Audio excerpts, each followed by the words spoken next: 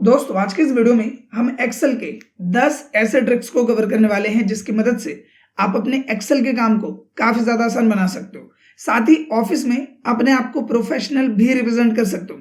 इसके साथ ही एक और इम्पोर्टेंट टर्म कि इस वीडियो में जितने भी प्रैक्टिकल्स हमने कवर अप किए हुए इनमें से कई प्रैक्टिकल्स ऐसे हैं जो कि एक्सेल इंटरव्यूज में भी पूछे जाते हैं।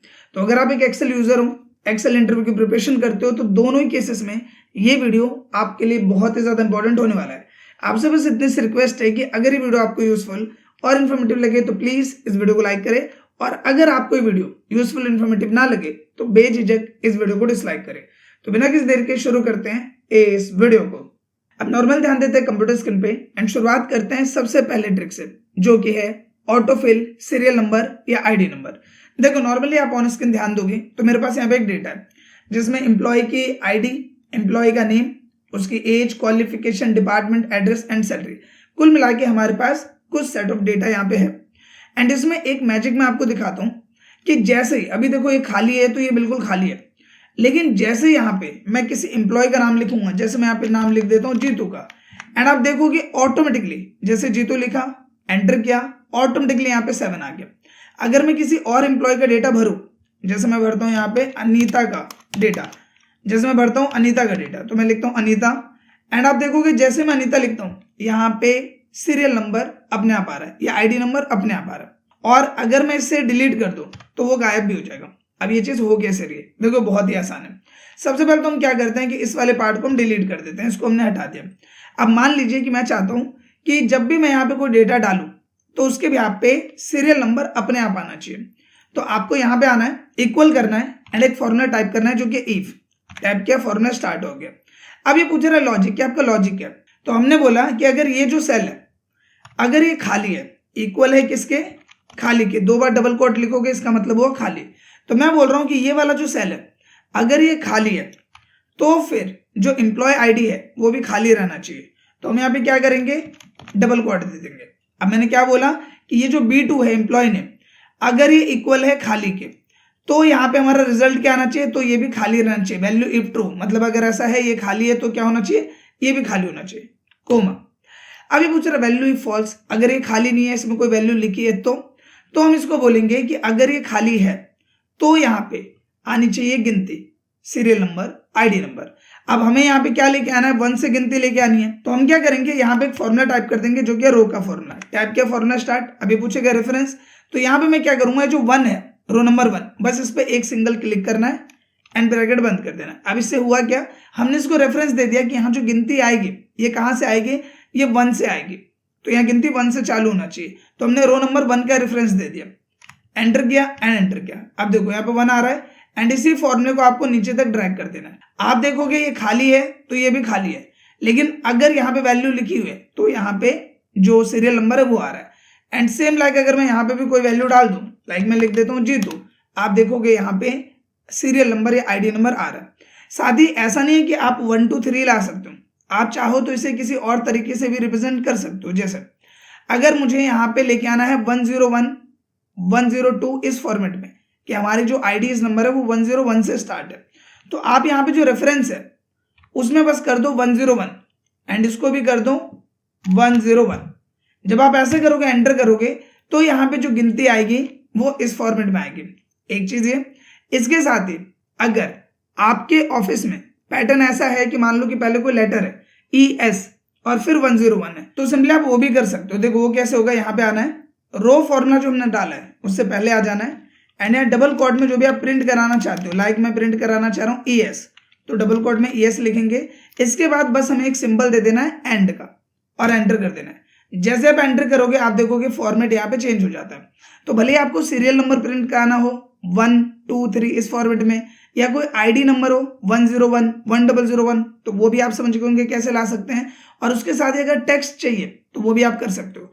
आप देखोगे अगर मैं यहाँ पे कोई नया नाम डालूं नितिन, तो आप देखोगे ES 108 इस फॉर्मेट में आ रहा है। एंड ये एक ऐसी चीज है जिसकी जरूरत हमें ऑफिस में काफी ज्यादा पड़ती है। अब यह बात करते हैं दूसरे प्रैक्टिकल की, जो कि है फ्री स्पेस। अब देखो इसका यूज क्या होता है, यहाँ पे ध्यान देना। अभी आपको पता चल रहा है कि ये हमारी आईडी है, ये स्टाफ का नेम है, ये डेजिग्नेशन है, ये बेसिक पे है, ये एज है, ये वर्किंग स्टेट है और ये बाकी चीजें। राइट। लेकिन जब मैं इसे नीचे कर दूं तो यहाँ पे क्या हमें पता चल रहा है कि ये क्या चीज है, ये क्या है, ये क्या है और बाकी चीजें क्या है। तो यहाँ पे बेसिकली क्या होता है, जब आप ऑफिस में काम कर रहे होते हैं तो ये वाला जो ऊपर वाला टर्म है इसे फ्रीज कर दिया जाता है। अब ये फ्रीज करते कैसे हैं, देखो आपको 1 पे क्लिक करना है, सिंपल सा। आपको व्यू टैब में आना है, व्यू टैब में आने के बाद फ्रीज पेन वाला ऑप्शन मिलेगा, विंडो सेक्शन में आपको यहाँ पे आना है एंड फ्रीज टॉप रो, सबसे टॉप वाली रो है, फ्रीज टॉप रो पे क्लिक कर देना। अब क्या होगा, जब आप नीचे आओगे तो ऊपर वाला जो रो है, देखो रो नंबर 1 वो यहाँ पे फ्रीज है, आप देख सकते हो प्रॉपर यहाँ पे फ्रीज हो रखा है एंड यहाँ पे आप एनालाइज कर पा रहे हो कि ये डेटा क्या है, ये डेटा क्या है, ये डेटा क्या है। तो इस तरीके से ऑफिस में फ्रीज पेन का काफी ज्यादा यूज होता है। बात करते हैं तीसरे ट्रिक की, जो कि है प्रिंट टाइटल्स। देखो इस पर भी ध्यान देना, तभी ये चीज ज्यादा अच्छे से क्लियर होगी। नॉर्मली जब हम यहाँ पे प्रिंट करते हैं, जैसे मैं अभी यहाँ पे प्रिंट कर रहा हूँ, ठीक है, और प्रिंट करने पे आप देखोगे कि यहाँ मुझे पता चल रहा है कि ये आईडी है, स्टाफ है, डेजिग्नेशन है, बेसिक पे है, एज, वर्किंग स्टेट, सिंपल।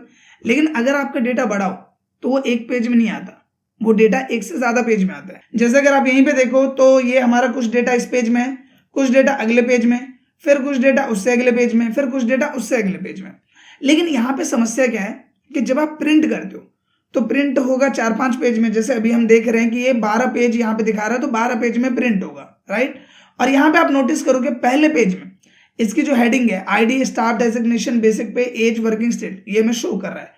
लेकिन जैसे मैं दूसरे पेज में जाता हूँ वहां पे गायब हो गया, तीसरे पेज में जाता हूँ गायब हो गया, चौथे पेज में भी नहीं है, 5वें पेज में भी नहीं है, तो बाकी पेजेस में तो मुझे पता ही नहीं चल रहा है कि ये डेटा है कौन सा, सिंपल। तो यहाँ पे एक ऑप्शन होता है जिसकी मदद से आप जितने ही पेज में प्रिंट कर रहे हो, चाहे 10 पेज, 12 पेज, जितने भी पेज प्रिंट हो रहे हैं, सब में ये जो हेडिंग है जो आपने एक ही बार लिखा है पूरे डेटा में, ये सब में ऑटोमेटिकली रिपीट होगा। अब देखो ये होगा कैसे। सबसे सिंपल क्या करना है, पेज लेआउट टैब में आना है। यहाँ आने के बाद एक ऑप्शन मिलता है प्रिंट टाइटल्स का, आपको इस पे क्लिक कर देना है। क्लिक करने के बाद यहाँ एक ऑप्शन है रोज टू रिपीट एट टॉप, इस पे क्लिक करो एंड ये 1 जो है 1 पे क्लिक कर दो और बस ओके कर दो। अब आप देखोगे जब मैं कंट्रोल P करूंगा तो पहले पेज में भी यहाँ पे आपको हेडिंग दिखा रहा है, दूसरे पेज में 1044 यहाँ पे भी हेडिंग दिखा रहा है, तीसरे पेज में भी हेडिंग दिखा रहा है, चौथे पेज में भी हेडिंग दिखा रहा है और बाकी के पेजेस में भी हेडिंग दिखा रहा है।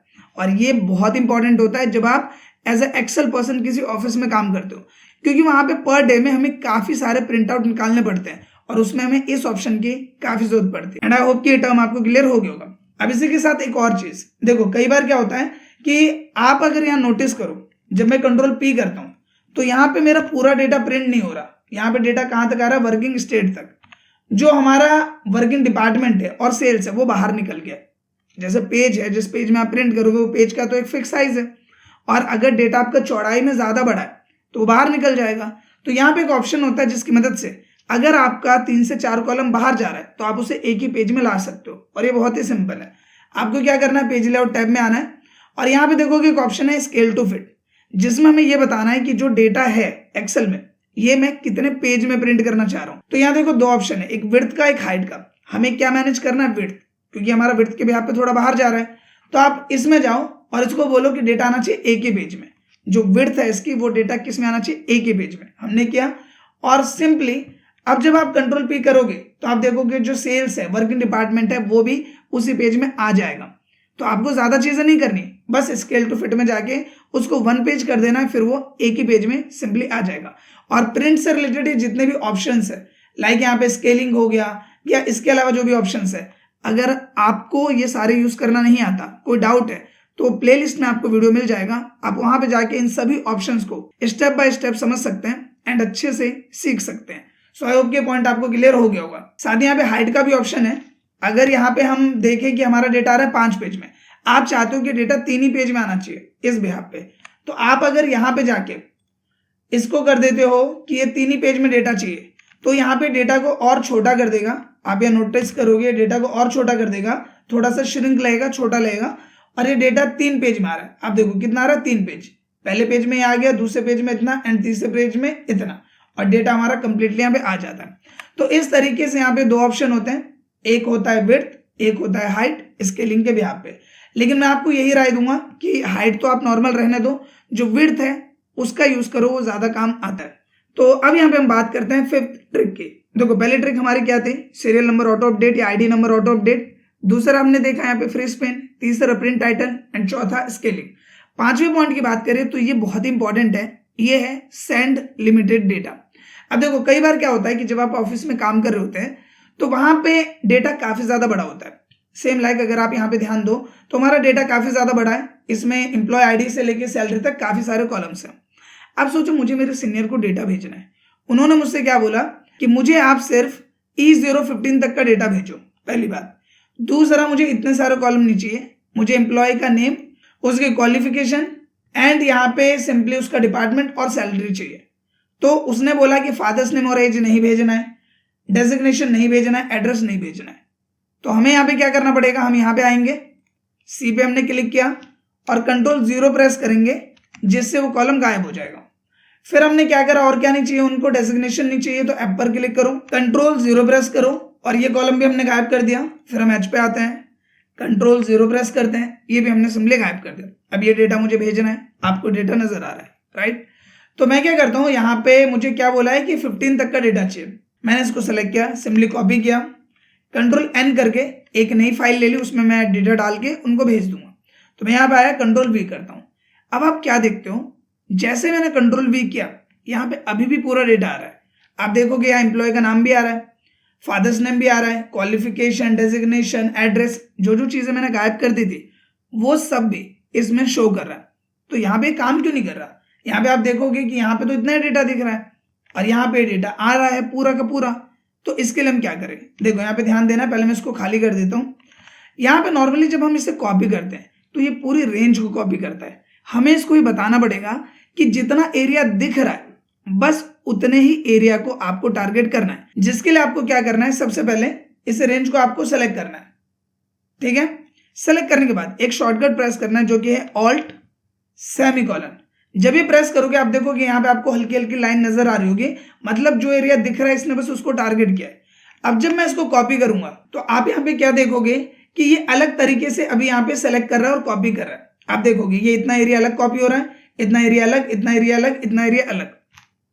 अब सिंपली आप क्या करो, दूसरी वाली फाइल पे आ जाओ, यहाँ पे आके कंट्रोल V करो। अब आप देखोगे जितना डेटा आपको वहां नजर आ रहा है, employ name, age, qualification, department, salary, इतना ही एरिया हमें यहाँ पे नजर आएगा, उतना ही डेटा सिंपली हमें यहाँ पे नजर आएगा। एंड आई होप कि ये टर्म आपको क्लियर हो गया होगा। तो जब भी आप हाइड करके डेटा को कभी भी कॉपी पेस्ट करना चाहते हो तो उसके लिए आपको क्या करना है, ऑल्ट सेमीकोलन को यूज करना है, ठीक है। अब इससे पहले कि हम आगे बढ़े, आप सबके लिए एक गुड न्यूज है, जो है एक्सेल का कोर्स। आपने से कई लोगों ने मुझे कई बार कमेंट किया कि सर हमें एक्सेल का कोर्स करना है, क्या आपका कोर्स किसी वेबसाइट या ऐप पर अवेलेबल है। और कई बार तो मुझे डीएम्स भी आए। यही देखते हुए मैंने एक्सेल का कोर्स क्रिएट किया हुआ है। और अगर हम इस कोर्स की बात करें तो एक्सेल में बेसिक से लेके जॉब लेवल तक जितने भी चीजें होती है वो सब इस कोर्स में अवेलेबल है। चाहे हम बात करें एक्सेल के इंटरव्यू क्वेश्चंस की, या फिर हम बात करें एक्सेल शॉर्टकट्स की, dashboard, pivot table, data validation, conditional formatting, इसके अलावा जो भी रिपोर्ट्स एंड प्रैक्टिकल्स होते हैं, salary sheet, attendance sheet, sales report, ये सारा कुछ आपको इस कोर्स में देखने को मिलने वाला है। क्योंकि इस कोर्स में 20+ वीडियो लेसन्स हैं, वो भी लॉन्ग फॉर्म, प्रैक्टिस फाइल्स है जिसके भी आप प्रैक्टिस कर सकते हैं। साथ ही आप अपने नोट्स वगैरह भी क्रिएट कर सकते हैं। और हर महीने एक्सेल के बिहाफ पे जो भी अपडेट्स आ रखे हैं या इंटरव्यू में क्या क्या क्वेश्चंस पूछे जा रहे हैं, उसके बिहाफ पे हर महीने 2 से 3 नए वीडियोस आपको इस कोर्स में देखने को मिल जाता है। अब मेन सवाल आपके मन में आ रहा होगा कि ये कोर्स हमें मिलेगा कहाँ और इस कोर्स की फीस कितनी होगी। तो अगर हम इस कोर्स की बात करें तो इस कोर्स के लिए आपको किसी भी वेबसाइट या एप्लीकेशन पे जाने की जरूरत नहीं है। सिंपली आप यूट्यूब पे हो और यूट्यूब पे ही जो मेरा चैनल है एक्सेल विद राहुल चौधरी, उसके मेंबरशिप में मैंने इस कोर्स को अपलोड कर दिया है। सिंपली आपको मेरे channel Excel with Rahul Chaudhary पे जाना है, वहां पे आपको एक ज्वाइन बटन का ऑप्शन मिलेगा, वहां पे आपको क्लिक करना है एंड एक्सेल कोर्स का ऑप्शन आपको मिल जाएगा, जिसमें सिंपली आप क्लिक करके ज्वाइन कर सकते हैं एंड एक्सेल कोर्स का बेनिफिट उठा सकते हैं। अब दूसरा सवाल कि इसकी फीस कितनी है या फिर इसका अमाउंट कितना है। तो देखो, अगर मैं इस कोर्स की बात करूं तो बहुत ही कम अमाउंट में कोर्स आपको मिल जाएगा, जो कि है 100 से 150 रुपए। काफी लोग आप में से होंगे जो बोल रहे होंगे 100-150 रुपए क्यों ले रहे हो, फ्री में यूट्यूब पे क्यों नहीं डाल दिया। तो देखो, सबसे पहला जवाब, फ्री की चीज की कोई वैल्यू नहीं होती। और ये चीज आप खुद से भी सवाल करो कि क्या फ्री में जो चीज मिलती है उस पर हम अपना पूरा पोटेंशियल देते हैं, पूरा ध्यान देते हैं। तो जवाब होगा नहीं, क्योंकि यूट्यूब पे मल्टीपल चीजें अवेलेबल है, मल्टीपल कंटेंट अवेलेबल है, वेबसाइट पे भी मल्टीपल इंफॉर्मेशन अवेलेबल है। लेकिन जब हमें ये दिखता है कि वो चीज फ्री में, तो हम उसकी खुद ही वैल्यू नहीं करते। तो 100 से 150 रुपए कोई ज्यादा अमाउंट नहीं है, इतना है जो कि आप मूवीज देखने जाओगे तो शायद उससे ज्यादा खर्च कर दोगे, स्नैक्स खाने जाओगे तो उतना अमाउंट 100-150 रुपए आप इजिली खर्च कर दोगे। लेकिन अगर हम इस कोर्स की बात करें, जिसे बनाने में मुझे पूरा 1 महीने से भी ज्यादा का टाइम लगा है, तो क्या उसके लिए 100-150 रुपए वैल्यू, क्या ये कोर्स डिजर्व नहीं करता? आई थिंक इसका जवाब आप खुद दे सकते हो। तो अगर आप इस कोर्स को करना चाहते हैं तो Excel with Rahul Chaudhary channel पे जाइए, मेंबरशिप को ज्वाइन कीजिए एंड एक्सेल कोर्स का बेनिफिट उठाइए। अब यहाँ बात करते हैं अगले ट्रिक की, जो कि वन ऑफ द इंपॉर्टेंट है, जो कि है अक्रॉस वर्कशीट। अब देखो कैसे काम करता है, इस पर ज्यादा ध्यान देना। नॉर्मली आप यहाँ पे देखोगे कि मेरे पास एक फाइल है यहाँ पे, जो कि है एम्प्लॉय सेल्स डेटा ऑफ अप्रैल।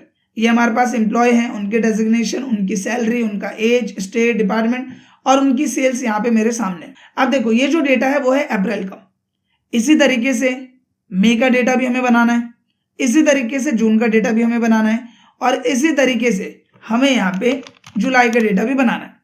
अब आप सोचो अगर एक एक करके, जैसे इतनी मेहनत मैं करूं, लाइक इसको पहले मर्ज करूं, फिर कलर करूं, फिर इसमें डेटा लिखूं, फिर मैं इसको सेलेक्ट करूं, फिर उसके बाद मैं इसे क्रिएट करूं, कलर वगैरह अप्लाई करूं, बोल्ड करूं, फिर ये सब चीजें करना, तो मेरा काफी टाइम जाएगा। इसकी जगह आप क्या कर सकते हो, आप यहाँ पे यूज कर सकते हो अक्रॉस वर्कशीट का, जिसमें ये सारा का सारा जो फॉर्मेट है इसी का आप दोबारा से यूज कर सकते हो। देखो जैसे यहाँ पे अगर मैं बात करूं कि जितनी चीजें मैंने बनाई, यही सेम चीज मुझे मई वाली शीट के लिए भी चाहिए, जून वाली शीट के लिए भी चाहिए और जुलाई वाली शीट के लिए भी चाहिए। तो देखो आपको क्या करना है, सबसे पहले शीट पे आना है एंड जो भी आपका डेटा है पहले आपको उसको सेलेक्ट कर लेना है। लाइक ये जो डेटा है इसको हमने सेलेक्ट कर लिया। इसके बाद आपको यहाँ पे आना है एडिटिंग वाले सेक्शन में, और यहाँ पे जो डाउन एरो की नजर आ रहा है फिल, इस पे क्लिक करना है। आप देखोगे अक्रॉस वर्कशीट का ऑप्शन है, लेकिन ये लॉक है। ये कब खुलेगा, जब हम दूसरी शीट्स को भी सेलेक्ट करेंगे। जैसे हमने डेटा सेलेक्ट किया कि यही डेटा मुझे दूसरी शीट पे भी चाहिए, उसके बाद ये कौन सी शीट पे चाहिए, मई पे, जून पे, जुलाई पे, तो कंट्रोल की को होल्ड करना है एक उंगली से। मई, जून और जुलाई तीनों शीट को आपको सिंपली सेलेक्ट कर लेना है। सेलेक्ट करने के बाद अब जब आप यहाँ पे जाओगे तो यहाँ अक्रॉस वर्कशीट का ऑप्शन आएगा, आपको इस पे क्लिक करना है। क्लिक करने के बाद ये आपसे कुछ चीजें पूछेगा, कंटेंट या फॉर्मेट। देखो अगर यहाँ पे आप कंटेंट सेलेक्ट करते हो, इसका मतलब ये हुआ कि आपको फॉर्मेट नहीं चाहिए, जो भी लिखा हुआ है सिर्फ और सिर्फ वही चीजें दूसरी शीट पे भी चाहिए। तो हमें लिखा हुआ तो नहीं चाहिए, हमें क्या चाहिए, हमें चाहिए फॉर्मेट। तो अगर मैं फॉर्मेट सेलेक्ट करूं और मैं यहाँ पे सिंपली ओके कर दूं, तो आप यहाँ पे क्या देखोगे कि दूसरी शीट पे भी वही वाला फॉर्मेट, यानी देखो वही वाला मर्ज हो गया, इस तरीके से कलर, इस तरीके से अगर मैं इसमें कुछ लिखूं तो आप देखोगे बोल्ड आ रहा है, और यहाँ पे लिखूं तो देखोगे सिंपल आ रहा है। मतलब जो जो यहाँ पे फॉर्मेट है वो सारा फॉर्मेट वहां पे आ गया, जो कि ऑन स्क्रीन आप देख पा रहे हो। इसी की जगह मैं कंट्रोल Z कर देता हूँ फिलहाल के लिए, और पहले एक तरह से नॉर्मल कर देता हूँ। देखो ये सारी शीट खाली है।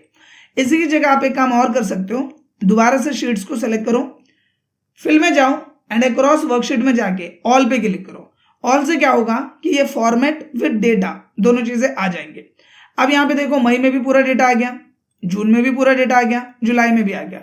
हमें क्या चेंज करना होगा, सेल्स डेटा मैनेज कर रहे हैं तो हर एक शीट में हमें बस चेंज करना होगा इस वाले पार्ट को। किसको चेंज करना होगा, इस वाले पार्ट को। तो इसको डिलीट कर दो और इसे दोबारा से भर लो, सिंपल। तो इस तरीके से आप अपनी मेहनत को बचा सकते हैं। और अगर आपको 5-6 शीट पे एक ही बार में वैसा ही डुप्लीकेट डेटा चाहिए तो आप यहाँ पे अक्रॉस वर्कशीट का यूज कर सकते हो। इसके साथ ही अगली ट्रिक की बात कर लेते हैं। अगली ट्रिक है कॉलम विड्थ। नॉर्मली आपने देखा कि यहाँ पे डेटा में एक प्रॉपर यहाँ पे कॉलम स्पेस है। इसमें देखोगे थोड़ा कम है, इसमें थोड़ा ज्यादा है, इसमें उससे भी ज्यादा है, इसमें थोड़ा सा कम है, तो सब में अलग अलग स्पेस है। अब एक एक करके अगर मैं सब में यहाँ स्पेस मैनेज करूं, वो भी अलग अलग शीट में, तो मेरा काफी टाइम जाएगा। तो आप यहाँ पे क्या करिए कि इस वाले कॉलम विड्थ को सेलेक्ट करना है, कॉपी कर लेना है, मतलब रेंज सेलेक्ट किया, कॉपी किया। अब यहाँ पे आओ एंड इस वाली रेंज को सेलेक्ट करो, कंट्रोल ऑल्ट और वी प्रेस करो और इसको बताओ कि मुझे क्या चाहिए पुराने डेटा में से। मुझे चाहिए कॉलम विड्थ, जो कॉलम विड्थ वहां पे वही कॉलम विड्थ मुझे यहाँ पे चाहिए। मैं ओके करूंगा एंड आप देखोगे जितना स्पेस वहां दे रखा है उतना स्पेस यहाँ जाएगा। सेम यही चीज यहाँ पे भी चाहिए, सेलेक्ट करना है, कंट्रोल ऑल्ट और वी करना है, कॉलम विड्थ सेलेक्ट करके ओके कर देना, वही सेम चीज यहाँ पे भी अप्लाई हो जाएगी। फिर यहाँ पे आ जाओ, सेलेक्ट करो, कंट्रोल ऑल्ट और वी करो, कॉलम विड्थ करो, ओके करो। अब आप सोचो इसमें आपका कितना टाइम बचा है, क्योंकि अगर एक एक करके आप इन सबको एडजस्ट करते अलग अलग शीट में तो आपके 10 से 15 मिनट कहाँ चले जाते आपको भी पता नहीं चलता। तो जो कॉलम विड्थ ऑप्शन है वो काफी ज्यादा इंपॉर्टेंट है। एंड जब भी हम डेटा का डुप्लीकेशन करते हैं, कॉपी वगैरह करते हैं, तो वहां पे ये टर्म काफी ज्यादा काम आता है।